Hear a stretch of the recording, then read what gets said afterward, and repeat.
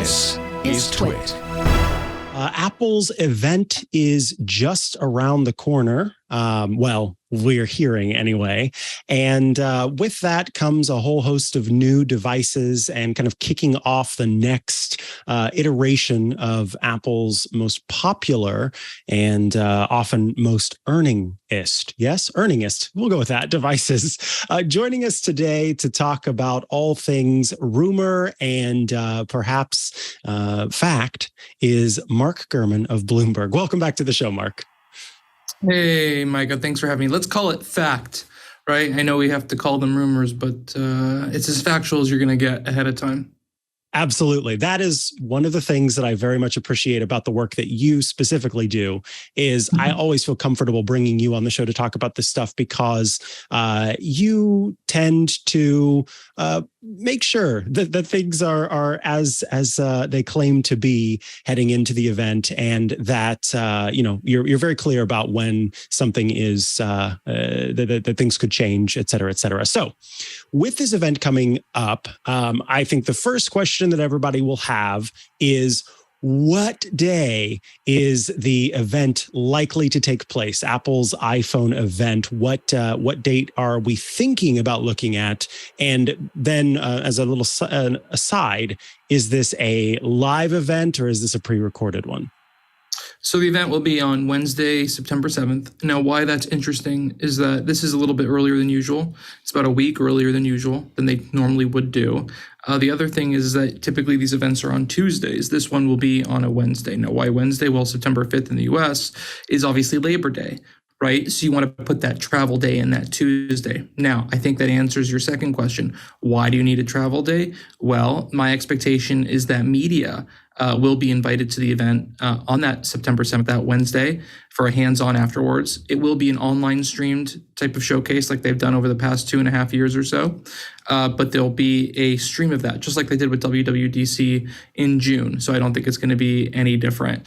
Looking forward to, that announcement. And I would assume I won't be there. Let's see if something changes.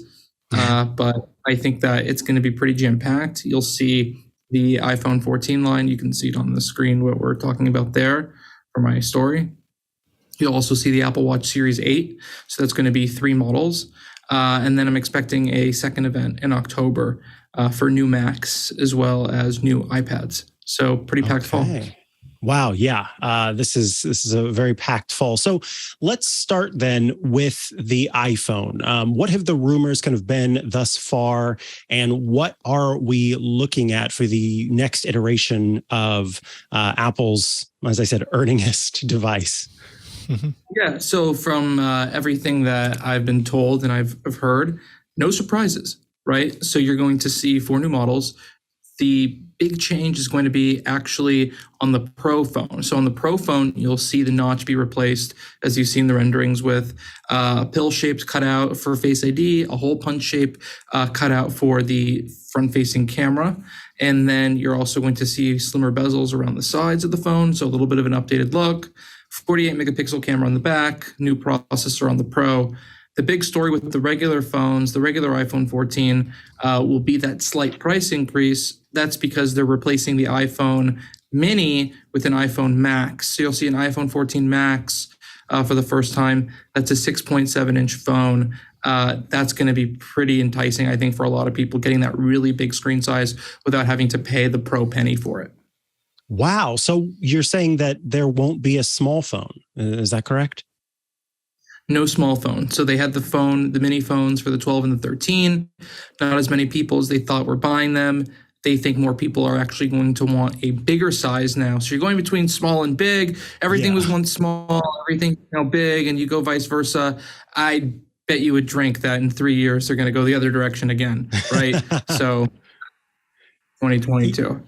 Yeah, I was going to say, I wouldn't be surprised if it does pivot again the other way as people think about going the other route. But it is cool that then we have that kind of larger phone without needing to upgrade to the Pro. The camera update obviously is big for both devices.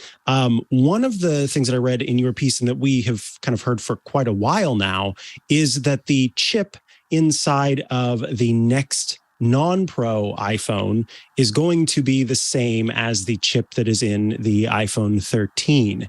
Can you talk a little bit about that and sort of how you think Apple, because this is what's always fascinating to me, how will Apple talk about this at the event? Are they just going to come out and say, yeah, we put the same chip in it and it's just better because you got a better camera? Are they not going to mention that? Are they going to, how will they handle that, do you think? So my personal thought, so when it comes to the iPhone 14 Pro, they'll talk about how it has this new A16 chip that's X% faster and better in XYZ ways than the A15 chip. When it comes to announcing the iPhone 14, they'll simply say the iPhone 14 has the A15 chip, and they won't go much further than that. They won't get into the why or that it's the same as last year, or this is the first time ever they haven't put a new chip in a new iPhone, right? They'll ignore all that and they'll let that play out in the press and amongst consumers. They won't get into it. Now, I think your question is, why are they doing this? Well, so there's three extremely pricey parts in the phone, right? External casing, the screen, and the chip. Those are the top three most expensive parts in a phone. And given that costs for production, costs for shipping and freight, inflation, everything is going on and raising prices, you have to cut corners somewhere, right? And I think they decided that cutting corners on the chip upgrade, given the A15 is pretty good already, I think that's really the only place they could have made that change in order to not raise prices even more than they may already be planning to. So I think that's what it was. Also, resource placement. The Mac chips take a lot of resources, right? Getting the chips ready for the VR headset next year, a lot of resources. So you're not seeing big increases this year on the chips because the resources are in other places. The Apple Car chip that they're working on as well, right? So I think there's all sorts of rationale for why the iPhone 14 is sticking with the A15 chip. I think it's pretty significant, but I don't think it's the end of the world either.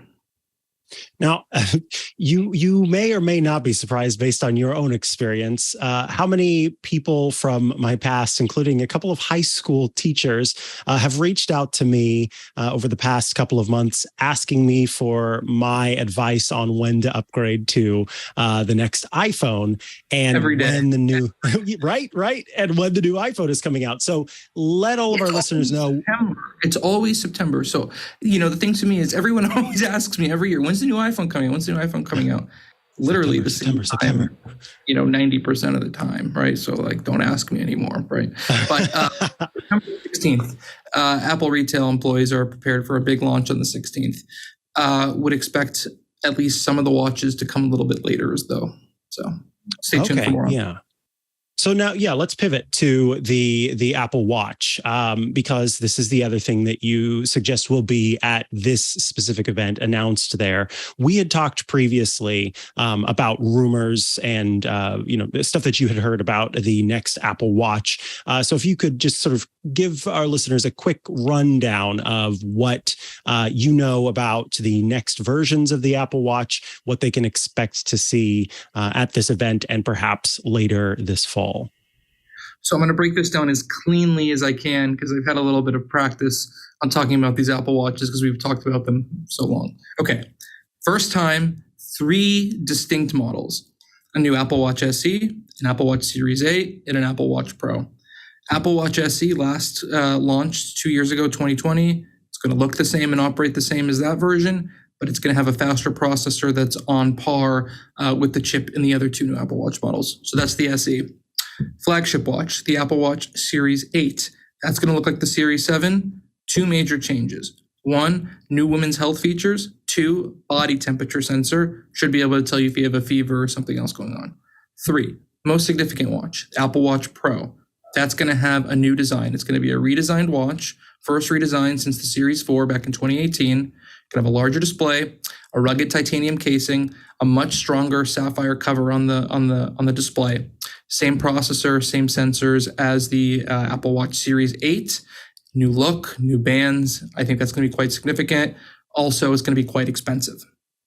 Okay, and that the expense comes in because of the casing and the new sapphire on the front. Yeah, so it really is the casing that's really driving up the cost of the Apple Watch Pro. I think the screen size increase is incremental, over the Series 8. It's about 7% more screen area, so you're not going to get a lot more cost there. So to your point, it is the combination of that casing as well as the new cover. So the new cover is quite a bit stronger, right? You know how many people I've known that have accidentally knocked their Apple Watch into a door handle or something else and just cracked that thing? Oh. That's going to be less prone to that. But now, your great question on the casing. So the casing is going to be some formulation of titanium, right? And that is traditionally more expensive. Now, right now, they have the Apple Watch Edition in titanium there. I believe that costs $850 for the smaller variation, right, of the Apple Watch Series 7. So you're going to see that probably come in at least $50 to $150 more expensive. I think the Apple Watch Pro is going to go north of $900. So I would say it's going to cost between $900 and $1,000. I'm also told that it's going to be polarizing in the fact that it's not going to fit most people's wrists. So some people may find that the Apple Watch Pro is simply too big on their wrist and they're not going to want that model. I also believe it's only going to come in one screen size. So whereas on the Series 7, you have the 41 and the 45 millimeter configs, this is going to be on the larger side. So probably 46 to 48 millimeters in size for the display. With that additional screen area, you'll see new watch faces, you'll see new fitness features specific to the Apple Watch Pro. Quite exciting. Holy moly. Yeah, that sounds very pricey, but I suppose if you have these prices now that are a shock, then whenever that headset comes out sometime in the next few years, that when we see the price of that, it won't be as much of a shock. It's like, oh, we're already spending $1,000 on Apple Watches. This is no big deal. I did forget two things, actually. So there is one more feature of watchOS 9 that hasn't launched yet or been announced, and that is a low power mode. And the low power mode, since the original Apple Watch, as you know, and your viewers surely know, you can put it in a very low power reserve mode so it can show the time in sort of that green text floating around the watch, but you can't do anything else. Whereas on the iPhone and the iPad and the Mac now, I believe, the low power mode lets you completely operate every feature or many of the features of your devices in a lower power state. So everything slows down a bit and it extends battery life. They'll be bringing that to the Apple Watch with watchOS 9. So look out for that. Now, the second thing is on the Apple Watch Pro, you're going to get a bigger battery. So you're going to get longer battery life. And combining the bigger battery, right, with the low power mode, you might be getting into pretty decent territory on battery life on the Apple Watch for the first time. Now, the thing that Apple has to look out for is that Samsung just launched their new Pro Watch 5 line. That has, I believe, upwards of 80 hours of battery life. And it's probably going to cost half of what the Apple Watch Pro is going to cost. So that is another pretty enticing watch. And they're also coming up against the Google Pixel Watch this fall. Now, the Google Pixel Watch looks pretty cool, right? I like that circular design. It is pretty nifty. I think it's not going to do so well, though. Yeah, I guess we'll have to see on that one for sure. But the extended battery life is a cool idea, especially for folks who like to wear their Apple Watch for sleep tracking features. Mark Gurman, thank you so much for your time today and for especially that nice little rundown of the Apple Watch there at the end. Of course, we'll be keeping our eyes out on the event as it takes place likely on September 7th. But if folks want to follow your work and check you out online, where should they go to do so? Yeah, no, I appreciate it. It's always so fun to have to be on here and talk to you, Micah. Have me on as much as you want. I'm sure we'll talk again after the event. Bloomberg.com/poweron for my column. You'll get all the insights you're looking for there. Twitter.com/Mark Gurman. And appreciate everyone tuning in and reading along with me. Awesome. Thanks so much, Mark.